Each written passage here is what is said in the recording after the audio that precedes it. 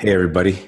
Um, the exciting, official, dynamic, well-scripted intro to the No Fear podcast is me saying there is no intro, and I'm with a kind of a good buddy of mine who I haven't had a chance to get really close with in person because we're always on the road, and he lives in a different part of the world. Mickey Schuch. Mickey, how are you? Welcome to the show. I am super. Thank you for having me. I appreciate it. I was very excited when you asked me. I haven't slept since, though. I know. It's okay. You're drinking coffee, and it's only been a few days since we talked.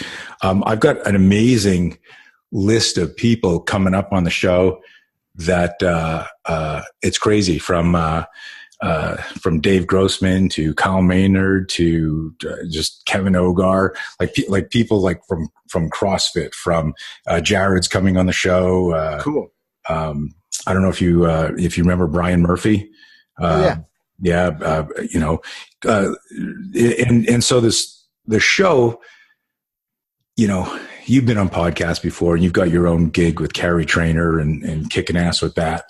And my idea for the show is, like, for years people would say to me, "Hey, you need to have your own podcast." And I was like, I have so much fun being on shows and talking about our stuff. I didn't know, like, what the hell would I talk about? I'm used to being interviewed. Like, how am I gonna do that? And I'm starting to get this rhythm where, like, trying to pick guys like your brain. And I'm very selective and this is probably going to insult some people because they're like wondering, why aren't I on Tony's show? I just kind of stepped on my dick there, right? But by the way, we can't say dick on this show, so don't say that. Okay. But it was like, like, I've got so many friends in the shooting community who are going to go, "Hey man, how come you had Mickey on the show and not me?" Or they're thinking that and they won't say that. And there's a reason. And I want to tell you that because when I invited you on the show, I didn't tell you why I want you on the show. I just said, "Hey, you want to be on the show?" And you said, "Sure." I figured it was because everybody else said no and you needed to fill a slot. Dude, nobody's supposed to fucking know that. This is our final show, by the way, guys. And everyone said no, and Mickey said yes. I forgot you were fucking funny.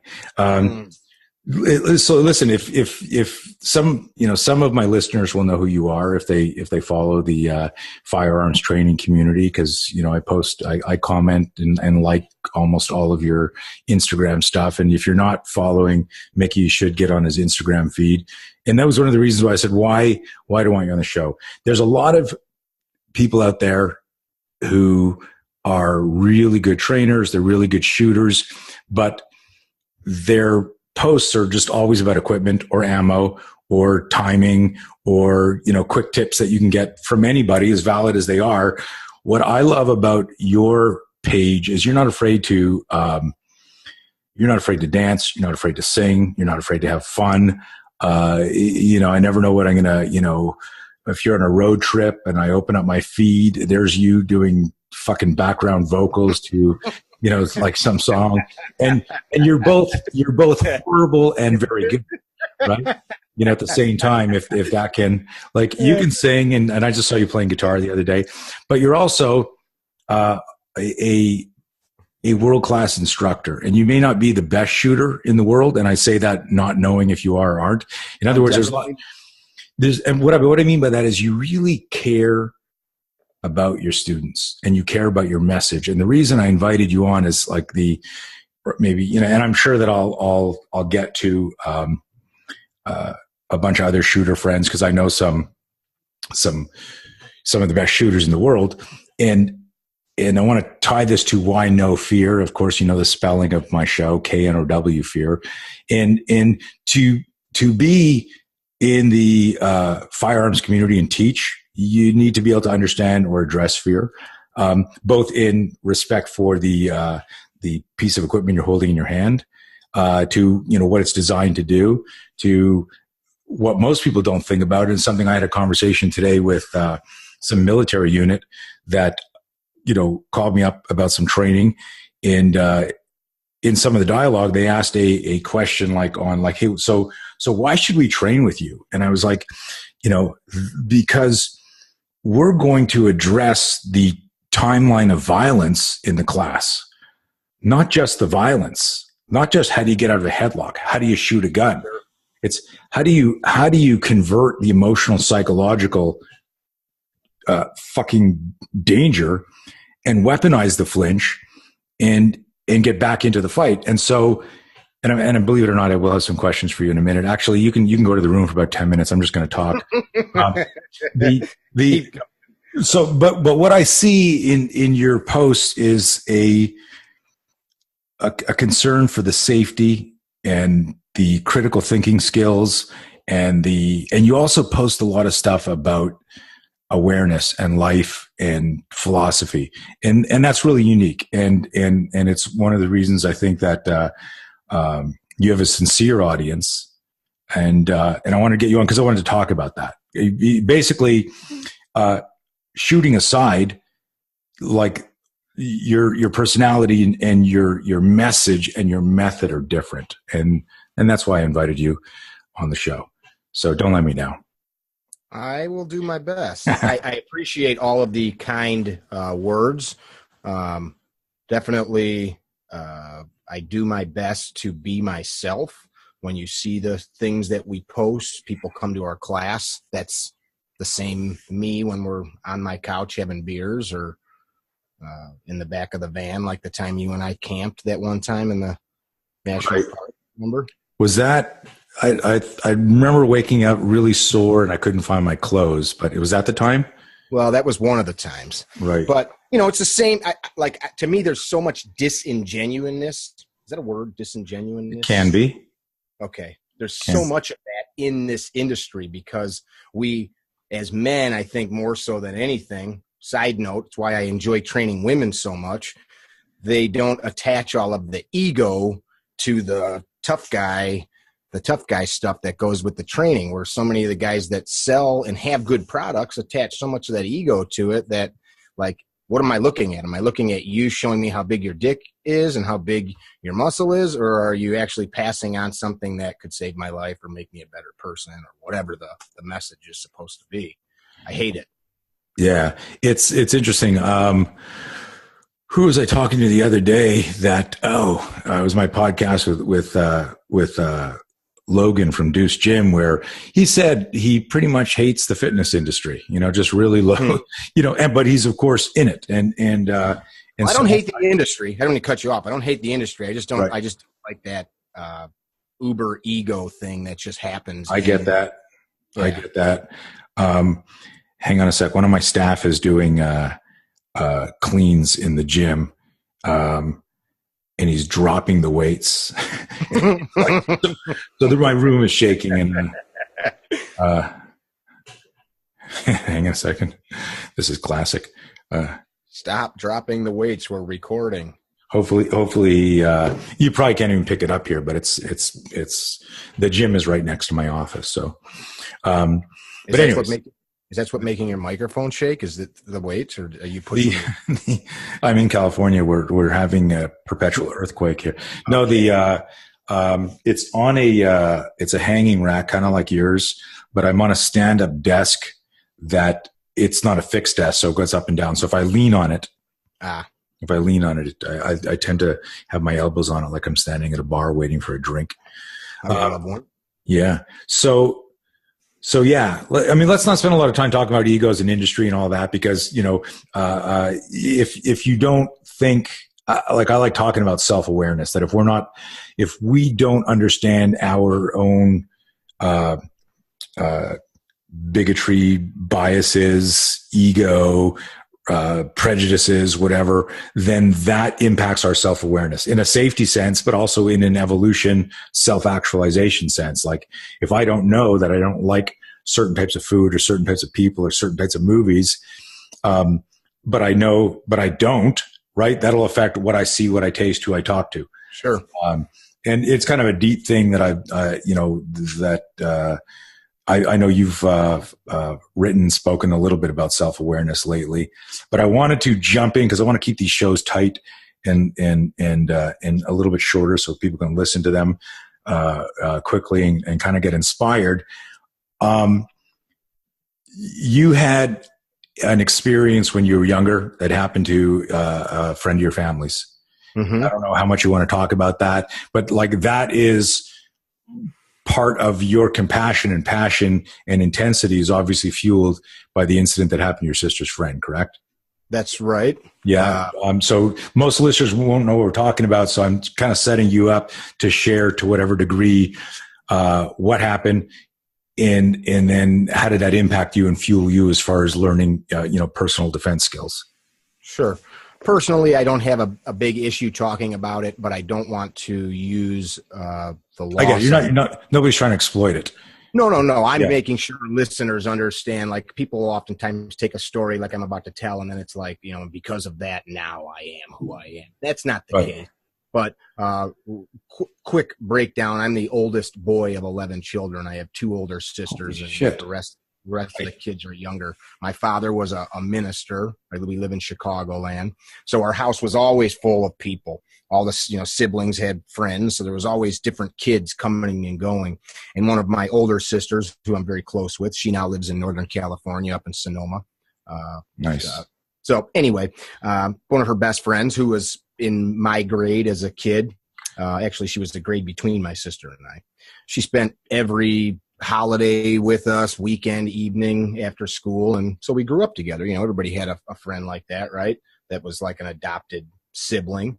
And at 15, 16 years old, she was babysitting for a family member. Her older sister lives next town over, and a gentleman that had been eyeballing her. So at the time, this was as bizarre as it was. It makes me angrier to look back at it now. This guy had been kind of casing her neighbor for some time. She'd come to babysit and he'd pay attention. Well, that evening he decided that he was going to have her. So he got liquored up, was out. They found all kinds of drugs in his system and basically went and knocked on the door. She came to the door. He made entry. And ultimately, after raping her and stabbing her countless times with a little pocket knife, lit the house on fire. And the guy was such a coward. He not only lit the house on fire to cover his tracks, but the baby she was babysitting was in the crib. A neighbor saw the flames, came, got in the house, and was able to rescue the child. She was in the bathroom. Both of her lungs were punctured. She couldn't scream. So firemen found her after the fact. That had a huge impact on me, as I think it probably would anybody, but she came from a broken home, and I hate for her parents to hear this. This was my initial point I was making, her parents to hear it, and this is my version of how I knew her. That's why she spent a lot of time with our family. Family life wasn't great for her, although her parents loved her. So simple things like don't open the freaking door at night to some weird dude, she didn't know. And then as a young girl, she did not have any skills or any means to defend herself. And of course, it's fun to say if she had taken a Tony class or a Mickey class or had a shotgun, she could have saved herself. And of course, it's not that simple. But tragically, years later, my brother, his girlfriend was murdered on the streets of Chicago coming home from a first class in college. This just happened about 5 years ago. Similar scenario, guy walked up and just put one round in the back of her head, over $20. So, and that has profoundly impacted his life. They were young lovers, and to get a phone call that somebody that you just watched start school against all odds because she was an inner city kid and didn't have money.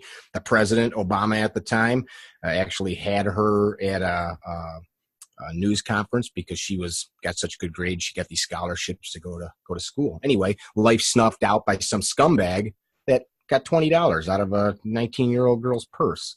So those types of scenarios, the loss, it impacted my sister to the point that it changed the trajectory of her life from where she was going to this day. And she's not, she's got a good life. She's happy, but things like that are going to always happen, as you and I know. But if we have the ability to pass on information that can mitigate some of that, why would we not? I think, you know, what's interesting is like, I mean, those are horrific stories, and part of me in a dark humor way regrets asking you about them, because I could just see people like driving and listening to this, and they're like, what the fuck? Because it's heavy shit. You know, my family was victimized by a home invasion in 2010. Mm-hmm. You know, we spoke about it a couple of times very lightly, and then we were invited on a podcast where I invited my wife on, and it was very emotional. It was the first time she'd ever really talked about it publicly. A podcast called Sorta Awesome, and the husband and wife had a partial home invasion where someone came in and he freaked and the guy ran, but it was like the kids came up and went, "There's a man in our house," and you know, so those of course are the best types of home invasion, where the guy changes his mind and runs out. But you know, Jesse and I had one with the kids, and these were armed guys not making any attempt to conceal their identity. And I'm not going to get into it here, because if somebody wants to listen to it and they're really interested in how we handled it and the impact it had on our family, go Google that Sort of Awesome, you know, Tony Blauer podcast. And that's all we talk about, because the couple who invited us on had heard about us in terms of our approach to personal safety and self-defense. And they had just had the home invasion, and so reached out to me, not knowing at the time that we had experienced this 8 years ago. Wow. And I bring this up only because your main focus is firearms training, and I know personally that you're, and have been for years, into martial arts. You're one of the few guys that can, at your age. How old are you? Can I talk about that? Can I ask you? Is it rude to ask you how old you are? 27, dude. Really? You don't? No, I'm actually I'm probably younger than you think I am. How old do you think I am, Tony? 27. No, not 27. I'm gonna say 40. I will be 40 this June. Is my 40th birthday. So nice. Well, you don't look a day over 48. So you know, I've seen you do some. You're very athletic. And you know, when you did the tightrope stuff, I thought that was amazing. It's amazing how people lost their shit on that not realizing what it was. You know, and this is like an audio podcast, but you know, Mickey's up on what's it called? The slack line? What's the slack line? Yeah. Mickey's up on a slack line with what caliber revolver were you shooting? Were you pistol or revolver on that? I shot a 9mm and a 44 mag off that slack. Right. And so what was amazing on that was you're up there like shooting a target, and the slack line's like, you know, tied off between two cars, and you're talking about proprioception and physiology and mindset and fear and all these things. And I remember posting on that because I was like, man, like this guy gets it. He's self-actualizing. He's pushing the limits. He's not, you know, and it was amazing reading some of the comments on there. And I'm a stream of consciousness guy. When I talk, people are like, tell us about the home invasion. Go back to the story. And I want to get circle back on that, because I always talk about like 19 things at once. And so I see stuff like that, but I've also seen you do your, when you did the recreation of Bruce Lee's kick from Marlowe, you know, that was fucking awesome. You know, here you are. I don't know how old you are, but I'm going to guess you're going to be like 40 in June. I'm guessing just now, just looking at you. And yeah, you got it. And you know, and you're doing like a front jump kick, you know, 7 feet up or whatever the heck the height was, but you know, almost full splits, and it's impressive. 7'8" actually. Okay, but who's measuring? You know, who wouldn't like to have? Sorry, I measured that because I used to be able to kick an 8-foot ceiling, so it's kind of like the reverse of measuring your kid on the door frame. I'm kind of watching it go down. So now I'm going to kick this guy in the face if someone could just get him to lie down on the floor. Right. Exactly. So, and who wouldn't like to have an extra 8 inches like that, right? But so like you do all this stuff. So I know that you're into martial arts, and so my question now, let's go circle back to a teenager opening the door to a stranger, to your sister's friend walking and who knows what the circumstances were before. Did someone say, "Hey, got any money?" And she said no and turned around and then he grabbed, I don't know if there's any video of the event or whatever, but one of the things that I always talk about is that, the ability to draw your weapon and shoot under stress it's a huge skill and a big responsibility. And every time there's an active shooting or some sort of violent close quarter crime, there's always people who post, "That's why I carry, that's why I carry, that's why I carry." And I always answer, if I decide to get involved, that unless you're not the subject of the attack, you're not on the X, your answer makes no sense to me. Sure. If you and I are standing here talking and we turn around and there's a guy with a gun out pointed at our head, your gun is not in your hand. Right. You're fucked. And so I always tell people, like, maybe if your pistol was duct taped to your hand when you startle flinched, now your gun is up eye line, and the cross extensor reflex and the body's push away danger reflex can maybe create this nice harmonious marriage, which is really what the spear system is about, is this developing relationship between the cognitive brain and your active brain and weaponizing your flinch.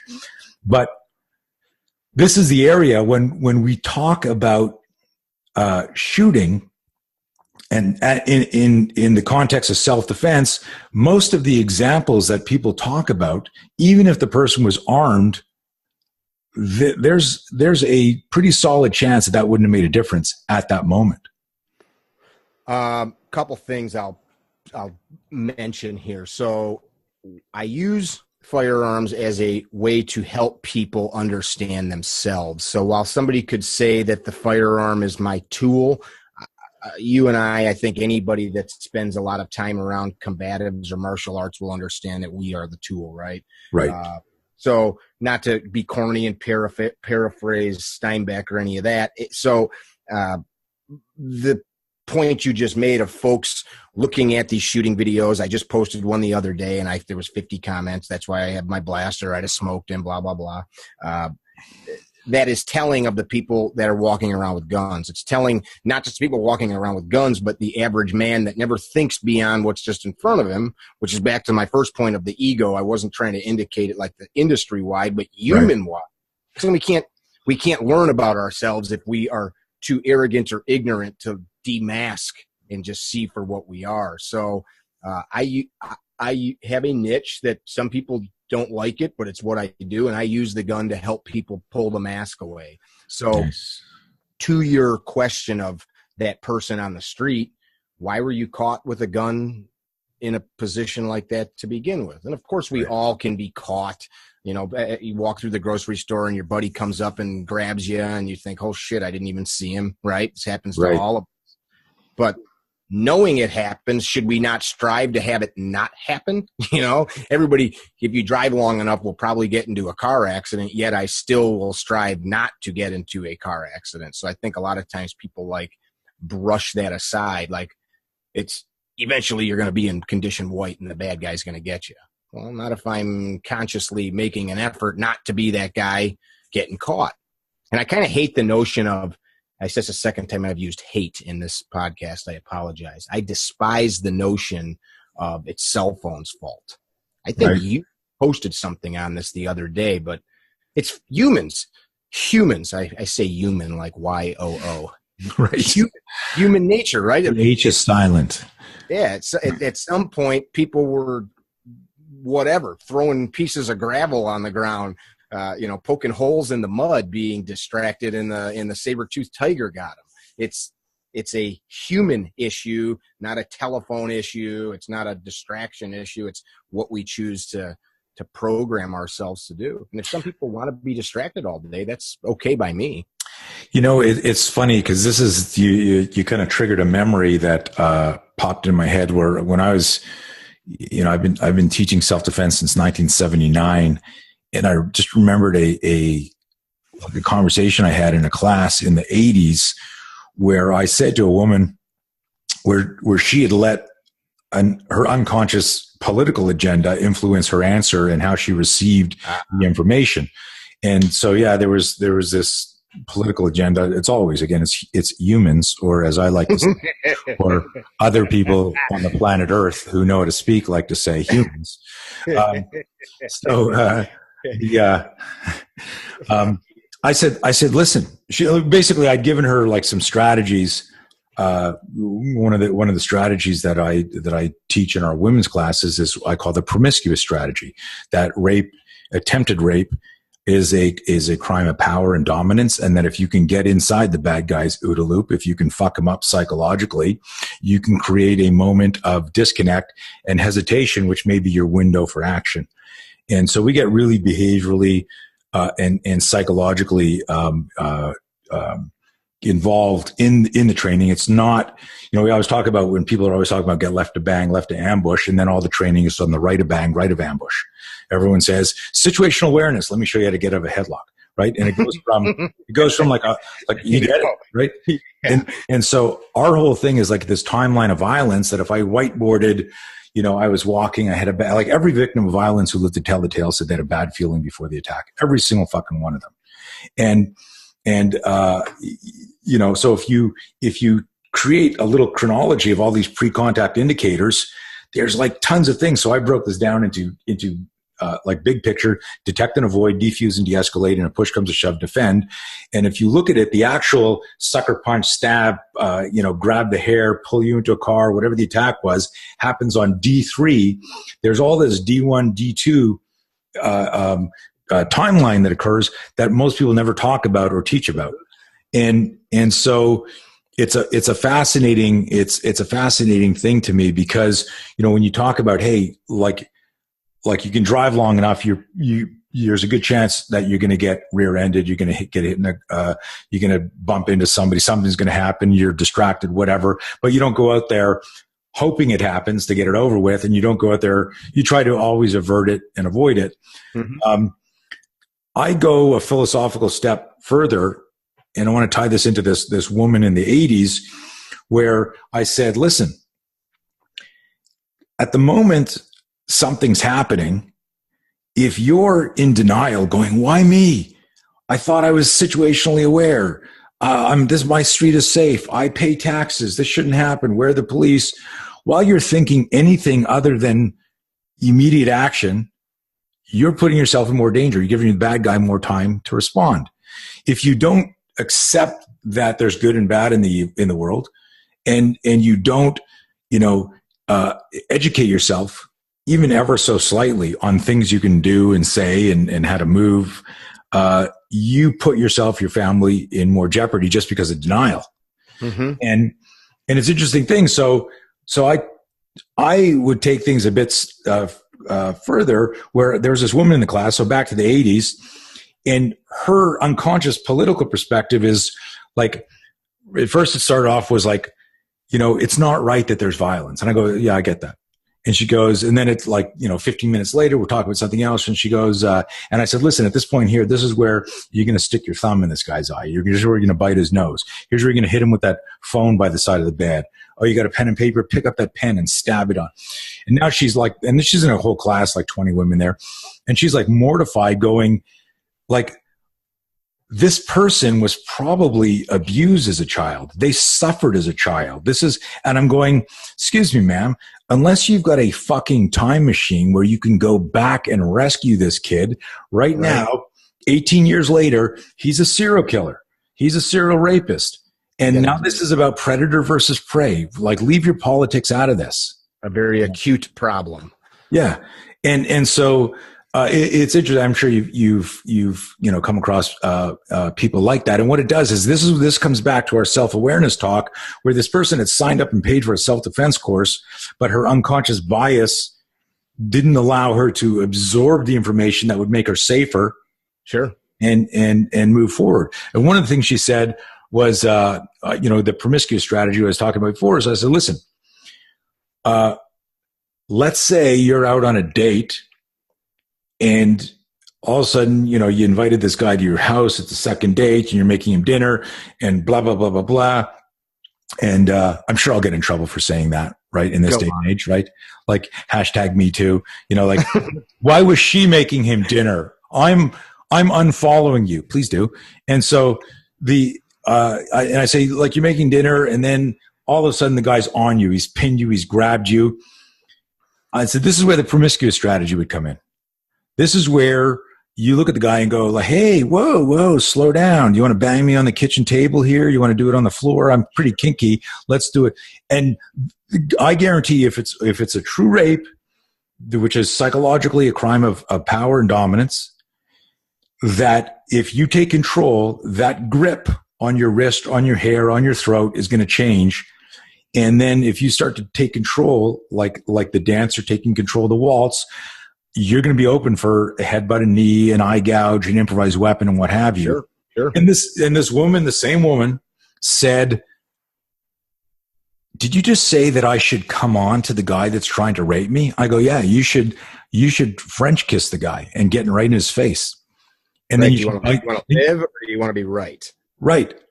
And so, and she was like disgusted with this. And I said, like, you're going to fucking die if you cooperate with the serial rapist killer, right? If you cooperate with a mugger, you get mugged. You cooperate with a rapist, you get raped. You cooperate with a murderer, you get murdered. And I tell people, and I teach this with all my training staff, our MTT, I say, listen, never tell anyone what to do. We are only options facilitators. Sure. So what you're talking about is a mental feint. You're giving yourself that window, slipping a punch, giving yourself that window to act in some way, shape, or form. So did she ever come to grips with that and understand? No. It took me a few years to do this, but I don't take my students' biases home with me anymore. Sure. I used to try to fix everybody, and it's part of my passion. What's kept me in the industry for like almost 4 decades is trying to really help and sincerely trying to help. But when I see like somebody's got, they're myopic, their blinders are on, or what have you. But what we were trying to do is, again, it's this timeline, this map, the understanding the architecture of violence, and I use the metaphor architecture because I want you to understand this blueprint for violence. Can you get me a drink, dude? Thanks, man. Because I go, like, if you understand the blueprint of violence, then you possibly understand where all the exits are. That's something we try to pass on to students. It's not as random as people think. It might be random that you were the guy that got caught that day.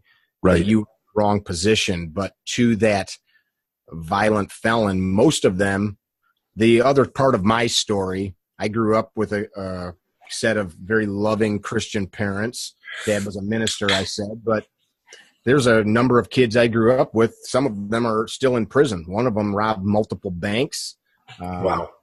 Just a total shithead. I've been on the wrong side of the law before, and seeing how easy even good kids from a good part of the country. I live in suburbia outside of Chicago. I didn't grow up in the inner city, asphalt jungle, all that stuff.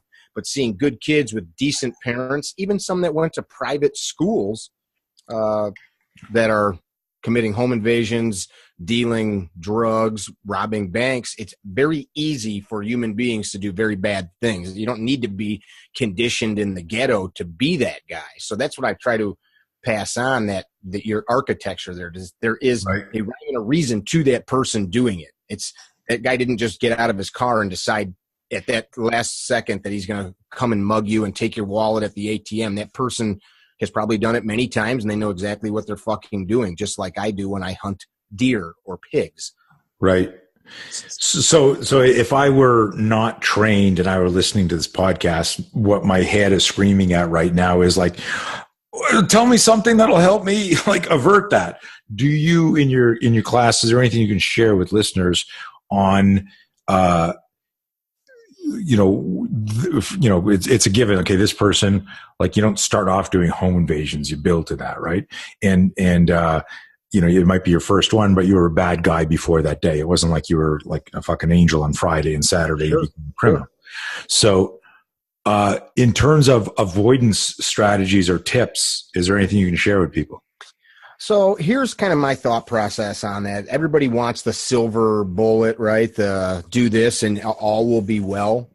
Excuse me. I think that there's two types of people, like, those that, in context of what we're talking about, those that are at least aware and want to take some action, and those that want to pretend it doesn't exist, or it's dirty and gross and I don't want to think about it.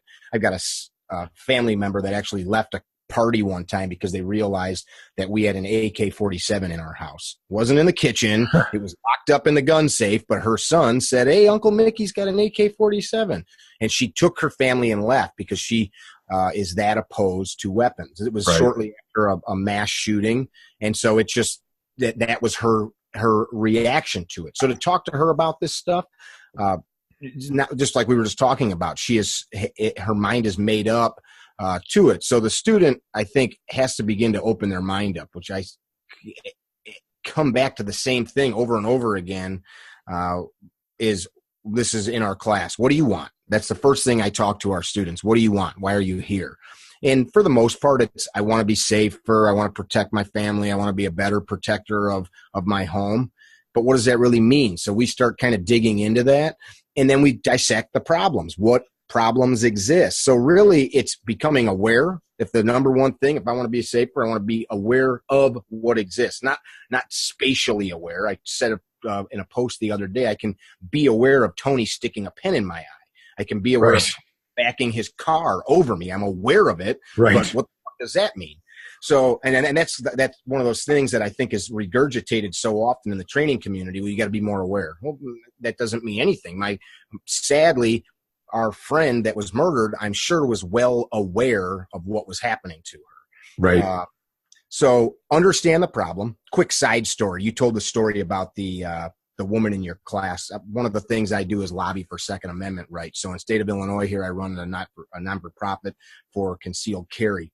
We visit our capital, which is Springfield, quite often with thousands of people, which I'm quite proud of. But before we passed our concealed carry law, we had people going into state senator, state reps offices, and we're trying to sell them on the idea, right? And one of our local reps, who's a friend of mine, female at the time, she was a year in, 5 feet tall, 110 pounds, mother of 5, and she was a school teacher.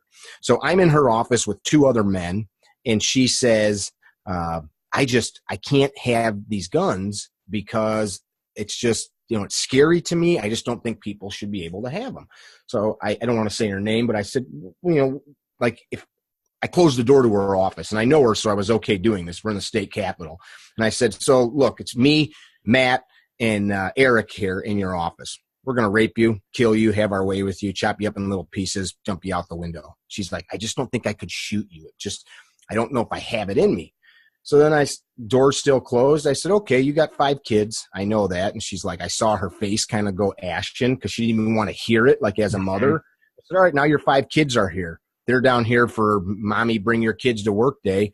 And I'm going to do all those things to you while they watch. Then Eric and Matt are going to do those things to your kids. And she's like, you motherfucker, I will, gut you like a fish. And it's like, okay, well, like, you don't want other moms to have the ability to do that, because these things do happen to people, because you live in a safe community. You have a husband that lives with you. You have 2 dogs. You have money for a security system, whatever. You don't feel the need to do that. So that kind of like flipped a light switch for her. So back to your question, people often are so unaware, as you know, of how brutal violence really is.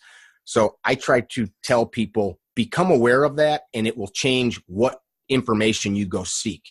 Your silly taekwondo class, sorry for anybody that, it's taekwondo, but the class at the local strip mall is probably not going to save you. You're getting your belt in taekwondo is not going to save you. Carrying the gun's not going to save you. So I want you to become aware of how vicious real violence is. I should do the videos with the blades, right? And I'm not really a knife guy, but you don't have to be to pull it out and stick it in something. Mm-hmm. And so that I think is the impetus, rather than let's work on, some grappling skills or some draw stroke skills. Instead, let's become totally aware of the problem. It's kind of like, you want to be a fireman. The first thing that you really should know is like how not to get trapped in a fire, and then we'll work on the other shit. Right. And that's kind of where I take that. So we talk about, what do you want? Okay, you don't want to die. And then we can go from there. Does that sound? Yeah. I mean, it's of course, you know, it's a behaviorally based course, which resonates with everything, you know, that we do. People want to, you know, it's so funny because my wife's dad, we've been together for 20. I don't know. Shit, I'm gonna get in a lot of trouble. How many? I don't know how long we've been married. We've been together for like 23, 24 years, and she'll never listen to this show, so I'm cool. But like, he stopped asking me this a few years ago, but every time, you know, we live in different countries, we get together, and because he knows, you know, what I do and everything, obviously, he's always asking me, he'll come up, he'll go, T, just show me one move, show me one cool. And he's looking for the Sean Connery Presidio move, you know, some sort of like, right. And I was looking at him, I go, Fred, there's no move. Like, there's no secret move. If there's a secret move, I would like write the book and I'd be living on Fiji, right? What's that? Run fast. That's Run fast. You know, and it's funny because I come back to, like, when somebody has like a specific answer. Well, this is what I would do, or I do. I immediately, it's an annoying gift I have where I can come up with a scenario right away that completely negates what they just said they could do. Sure. And it's an annoying gift because what it does is it creates a new level of awareness and self-awareness, and it forces that person, if they're interested truly in their education or evolution or safety, to introspect, to go, holy shit, I'd be fucked right there. And therein lies the nugget. Right. That's the gold, to come to that point, to get them to say, holy shit, I'd be fucked. Well, you want, and it's funny because, you know, I see people posting stuff, and there was one where you know, Barrett uses our high gear suit in the end of his 1-day course. He grapples with guys, and it's a weapon retention drill. Mm-hmm. And it's amazing how people go apeshit online, like, over that. And what they don't realize is all he's doing, you know, it's a 1-minute Instagram video with some text, but what he's doing for the individuals in the class is trying to invoke the epiphany. And if you're too lazy to look that word up, it means light bulb in a very obnoxious, obsequious, pedantic way, light bulb moment. But you're trying to create this epiphany that the gun isn't the end all be all. Mm-hmm. That if you can't get to it, if you can't fight, if you can't stave off the threat, and that's, you know, and that's our whole thing, is, like we say, weaponize the startle flinch, because at sudden violence, it's an ambush on your senses. It's an ambush on your emotional, psychological system. We know from a neuroanatomy wiring perspective what the body's probably going to do, depending on the trajectory or angle and proximity of the attack. And you need to manage that. That's what we mean by weaponizing the flinch. And then you need to fight for space. And that initial, if the attack is on you at close quarter, you better have some primal gross motor empty hand skills to knock this person back. Like the mechanism for that has to be truly based on physiology, not on a complex motor skill. There's a lot of people who don't understand that connection. And it's probably something that I shouldn't talk about on an audio podcast, because it's something that you've got to, like, understand and see. There's a few people out there who have been inspired by my system, and some of them have malevolently appropriated it, and some of it do it with good integrity and go, hey, I saw this. But both parties, whether their intention is good or whether it's self-serving, have turned the startle flinch into a complex motor skill. And I go, no, that's like, no, you just got to let physiology do its own thing. You need your cognitive brain to catch up to your reptilian brain. Your reptilian brain, the reticular cortex will pick up the danger way before you do. That's what everyone does. Even when we're asked to somebody to AAR what happened, they're going, and then I realized I was fucked. like the psychological system, the cognitive brain always catches up to the other stuff. So, it's an interesting thing. I'm off on one of my crazy rants, but I know you're tracking this. I saw one of your videos, one of your Instagram videos, where you were blending some gross motor attacks with a baseball bat, some sprinting and transition. Do you remember the one I'm talking about? Yeah, so we basically, and this is not new to me, of course, most guys know what the Tular drill is. That was part of the Tempe study back in, 79, 80, 81, something like that. Dennis Tular and those guys put together. And I think so many people misinterpret the purpose of that drill, the data gathering that was taken. They do. But go on. I'm very fascinated. We got a lot of cops that listen to this, so most people don't know who Dennis Tular is, and it's referred to erroneously as the 21-foot rule. Rule right. Being the problem. But go on.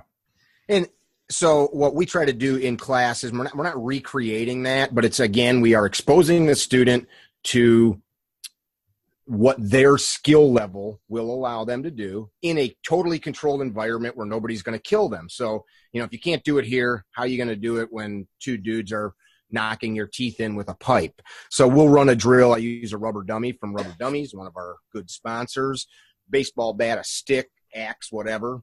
And we'll do different things. I'll have the student, sometimes their back will be to the dummy, and the first indication that they, need to take off running might be other students telling them, and they have to cover 20, 30, 40 feet and engage this dummy. All the while, another student, so it's a two-person drill, the other student, when they either hear the footsteps of that runner, see them move out of their periphery, maybe they're tapped by me. We play around and use different stimulus because there's no fucking beeper out in the street or in the jungle or wherever. There's nobody saying fight or any of those things. So sometimes we keep it quiet. So we try to mix that up and expose them to having to use different senses to pick up different stimuli. And then you're watching people dump magazines on the ground, dragging their shirts out, pulling their whole holster out, guys falling. When the one interesting thing is when we do this drill, I let everybody run it once, and I've got cameras rolling, so we let them watch it, and half the folks hear gunfire and they stop running. So everybody's done. I have them come around and we start talking. How was that? Oh, that was awesome. It was great. And I say, hey, how many of you heard gunfire and gave up? And, you'll see 4 or 5 or 6 hands go up and say, why? Well, the dude shot. Drill was over. So, I knew he could draw faster. And then we say, well, what if that was you? You're at the airport unarmed, and that's some dude shooting at you down a corridor. Are you done? You're just going to let him shoot you and die, and let your children or whoever you're having your care in custody, even if or just yourself, that's it. And another light bulb moment for them. Shit, let's try it again. This time, no matter what you hear, keep running, keep moving. And this is one of those contrived drills. People look at that and they go, it's not real. Well, I say, all right, motherfucker, you go downrange and, run around and let us shoot at you. We'll give you a right. And so there's a limit to what we can do with that, but we're trying to, again, help them understand that gun is not the end all be all. It's them being aware. I have my one ism that I add to this, if I add anything to this discussion of value, it's this: awareness is the currency with which we buy time. So you can do whatever you want with that time. Run away, call 911. French kiss so that you can get the pen off the desk and stick it in the eye, whatever. But you have to be paying attention if you're going to buy some of that time. It could be split seconds, could be minutes, right? I hear gunfire from down the street at a parade. I'm not taking my kids that way. Right. So it's that awareness goes both ways. I had a guy I do work with talk to me this evening. He was shot a number of years ago as a sheriff's deputy. He was security outside of a house that was getting raided by U.S. Marshals. Bad guy comes to the door, sees the cops, takes off, runs back inside. The SWAT team goes in to find him. The guy does a loop through the house, comes right back out the front door while the SWAT team is searching rooms. They don't realize he's left. So this deputy takes off on foot. 4 or 5 houses later, catches up to him. This guy wipes out. Similar to Jared Reston's story, first thing he knows, that the first thing that lets him know that there's a gun is it's pointed at him, and it's basically getting shot. He ended up getting shot through one testicle and through his pelvis, shattered his pelvis. And he was able to get his gun out, shot this guy 15 times. One round hit him in the forehead. The round skipped around his skull on the outside and left. 40 cal gold dot, and finally one through his eyeball, put him down where the guy was no longer a threat. But we talked about his training, and he said he listed all of these things that he realized that had happened during that short 3-second event, was the whole time frame of that shooting, that he didn't train properly for. The funny thing is, you could take you or me or 100 other people and put us in the same scenario, and it happened 100 or 300 different ways. So you can never train for everything, right? So I digress. Yeah, no. I mean, and that's the whole thing is, I like using the term reverse engineering stuff. What we do a thing in our course where I've cleverly named this part of the course, how to watch a dashboard video. And what we do is we watch dashboard videos, but more importantly is we watch them from 2 and 3 different vantage points, where we're watching this incident, and it could be dashboard, CCTV, body cam, helmet cam, smartphone, whatever. We'll watch incidents, and it's a 6-stage protocol. I'm not going to go through each one of them on the podcast now, but one of the steps is okay, Mickey, we're going to watch this now, but we're going to watch this as bodyguards. What would the bodyguard do if he saw this attack happening to this woman or this guy or this cop? Mm-hmm. And we go, well, he jumped the guy here, he hit him here. And then the next question is, do we have those skills? Do we even know how to do that? Right? And it's like, no, we don't. Okay, let's rehearse that. Let's practice that. Okay, let's watch this now. And we have no skills. What we do? Well, here I would run. Here I would hide. Well, is it good to hide behind your car door, or is that if somebody shoots through that, is that going to go through the door? Do you understand good cover and bad cover, or less desirable cover? And so it's a Socratic approach where instead of us just fictitiously setting up on a mat going, okay, you stand here and I stand there, we use real incidents because it immediately creates emotional, psychological buy-in, because you can't say, well, I would never do that. I would never stand this close. I would never. Well, no, we're going to use this individual's. This is the shit sandwich you were dealt. Right. But also this fucking happened, man. Look at this. This is happening. If you were there, when would you have intercepted, or what were the pre-contact indicators here? Is your equipment in the right place? Is it? And you could just. It's an amazingly useful thing, but it's similar to, it made me think of that when you were talking about how you were, simulating the Tular drill, the 21-foot rule, for people going, look, this is how fast shit happens. And this is how fast somebody can close 20 feet, with a weapon. And, if you've got your gun on your ankle holster, instead of a good concealed carry, or if you don't have a weapon, the exposure, and this is why I mentioned, Barrett's drill at the end of his class, is the exposure isn't to go, see, you should be studying this style of Tai Chi, or this style of Jiu-Jitsu, or this Kung Fu system.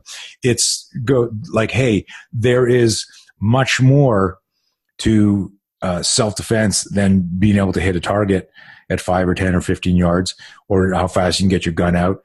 And a lot of it, you pointed out when you started to describe this, is where you said, if you're wrestling, if you're having trouble with this drill in a environment where you're not going to get shot, you're not going to get hurt because we're friends and we're doing a drill, what makes you think you're going to pull this off in the street? And we tell people, if you can't think to do it in training, what makes you think you'll think to do it to protect yourself or a loved one? Sure. But no, it's interesting, man. If I come full circle at the beginning of my introduction is you're creative and outside the box in how you teach, but I think it comes back to some of the things that you've seen and experienced in real world, where someone listening to some of your stories, we get a vicarious sense, where you had a visceral sense, and what that did is that created an imprint on your coaches / trainers DNA of, and that's what I see when I see you teach and you do your little snippets for Instagram. Like, I see that you care, man. And I see that sincerity, and it's not about you. You're not there like blazing, showing people just how fast you are. And, there's always a message, and I appreciate that. And thank you. That's really why I wanted to showcase you here. Let me ask you one last question. We'll begin to wrap this up. If you could change one thing, and again, like anyone listening to this, if you're 8 inches, so you're at -3.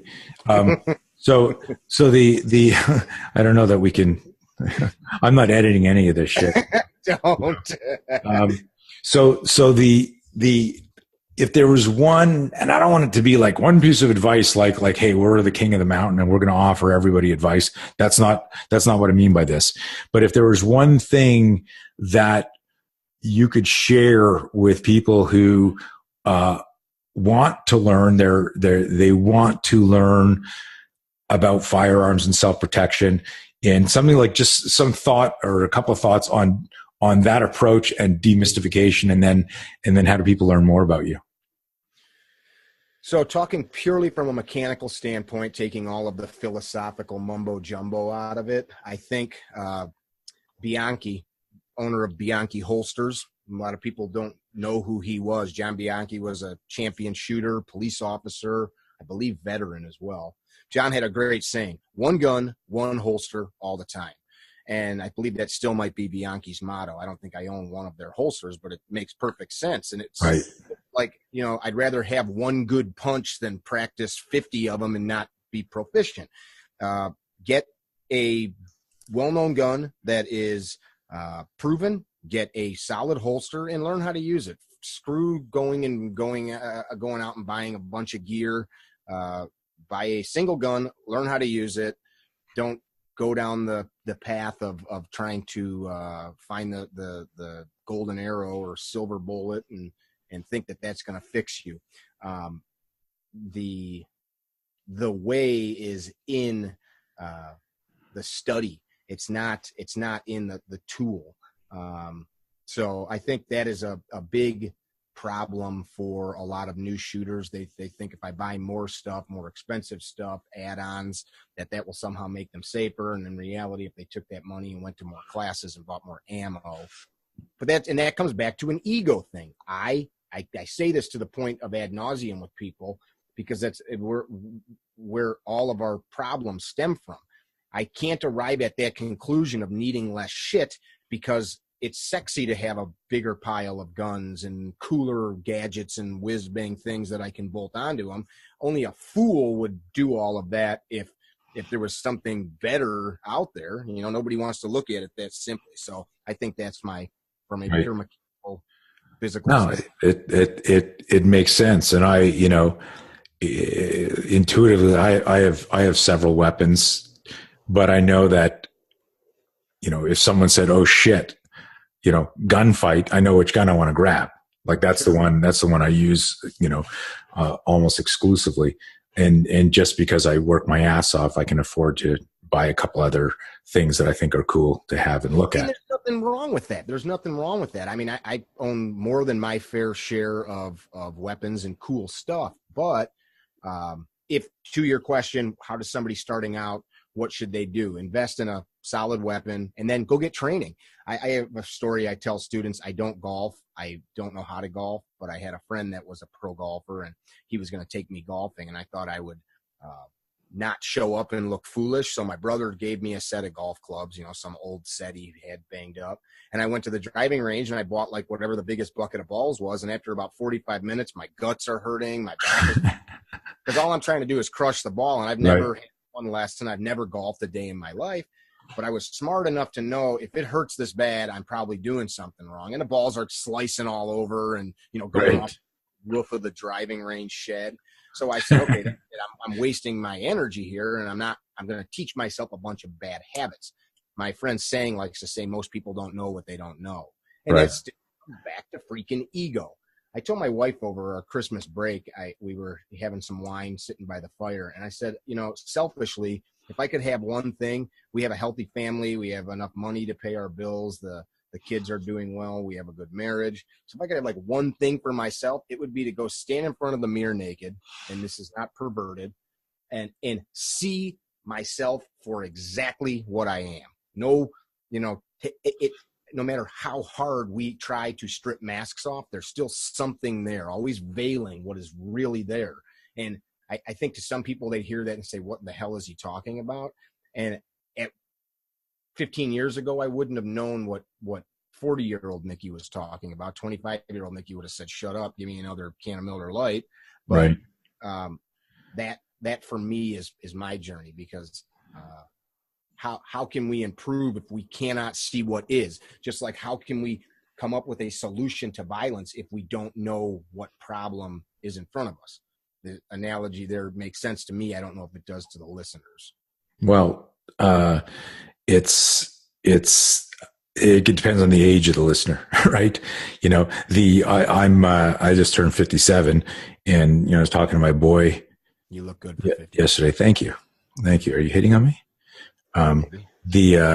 Okay, I'll call you right after this podcast is over. But I said to my son, we had this like talk about just life and business and everything, and he's 26, and I'm like, dude, like, I don't know. And I said the exact same thing you just said.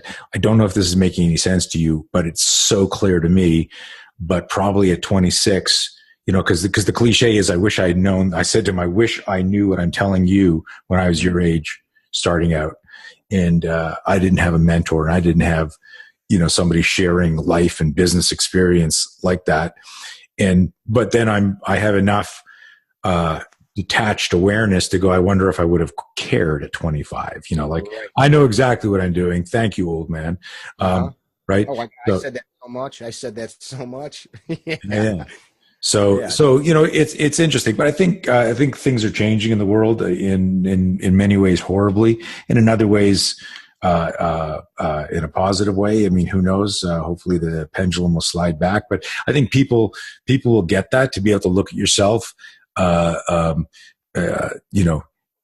in some sort of mirror reflection, something where you could look at yourself and go, shit, and to see all levels, I really need to lose 10 pounds. I really need to change my aerobic capacity, or I need to read more books, or just to see if we're talking about, and we alluded to it a little bit earlier, on how do I evolve myself? What is self-actualization? How do I continually become the best version of myself?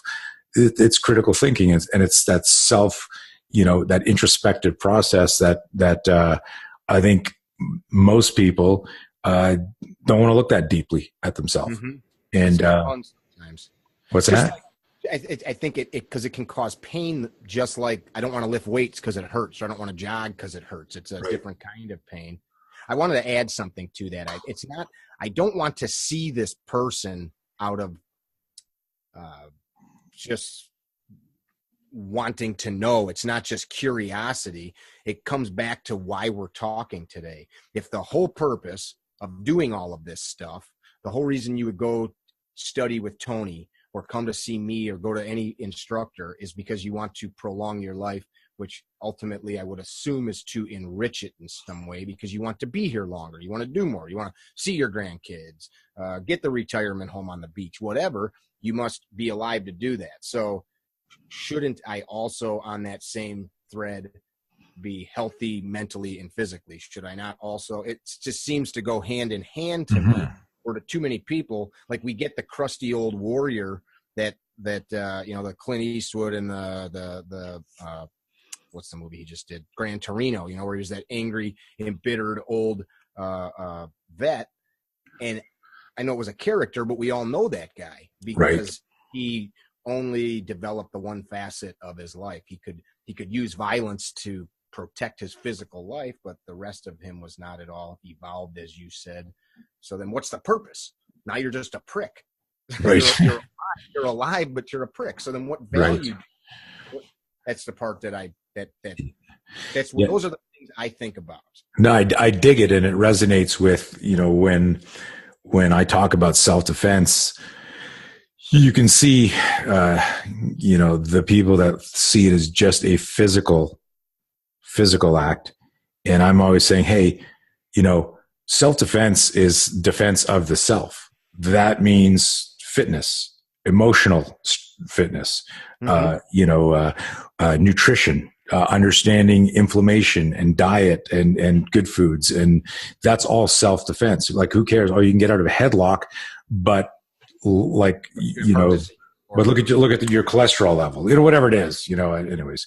But I have a friend that he's an acquaintance, and he is the most negative individual I think I am currently in conversation with on a daily basis or on a regular basis. How's that feel? Well, it's like I in one sense, I want to try to pass on something that maybe can be valuable to him. And then in the other, like, I'll tell him, dude, I'm sorry, what you're like polluting me. Well, you're selfish. You don't want to hear me. No, you're selfish. You don't need to be this way. So anyway, I don't want to go off on a tangent there, but it's like the same thing. It's okay with some of these people to have these very injurious lifestyles, but as long as they can draw a gun fast, or they've got a black belt in jiu-jitsu or some other combat sport, they have the ability to protect themselves. I don't like the word defense either. Right. I don't. It's it's there. I agree. Defense means the bad guy's already doing something to you. Protect implies that maybe you're going to intercept, and you're moving in. And we weaned that out of our vocabulary decades ago, and just said, like defensive's defensive for the word protect. Just the psychological impact of that changes direction. You're not scoring points when you're on the D. Right on. Okay, dude. Let's wrap this up. What's the best way for people to get a hold of you? The company is Carry Trainer, so all of our social media is Carry Trainer, CarryTrainer. You can visit carrytrainer.com, Carry Trainer on Instagram, Carry Trainer on Facebook, Carry Trainer on YouTube, and Carry Trainer on Twitter. And if you'd like to send me a check, it would be made out to Carry Trainer. Nice. I dig it. Thank you for coming on the show. Of course, I really appreciate it. It means a lot to me. Your kind words, you're to people that don't know who you are, they're listening to you, so they know who you are. But it's amazing to me. I hear folks talk about, you mentioned Barrett, and I like Barrett. We're friends. He's a young dude, and there's a lot of folks that are impacted by guys like him that don't necessarily know who you are or somebody else that has had the impact on this industry that you have. So I'm constantly telling people, go check this guy out or that guy. I got a whole list of books and things like that. So, you're to be asked by a legend. Thank you. I'm going to actually rip that part of the thing out, and that'll be my YouTube thing. It'll just be to be asked by a legend. Yeah. For real, man. I mean, I'm not blowing smoke up your ass. And even if there's people that don't agree with everything that you have to say, just like there's people that don't agree with everything that I have to say, to be relevant in an industry for decades. I've been self-employed almost 20 years, so I get it. That is hard.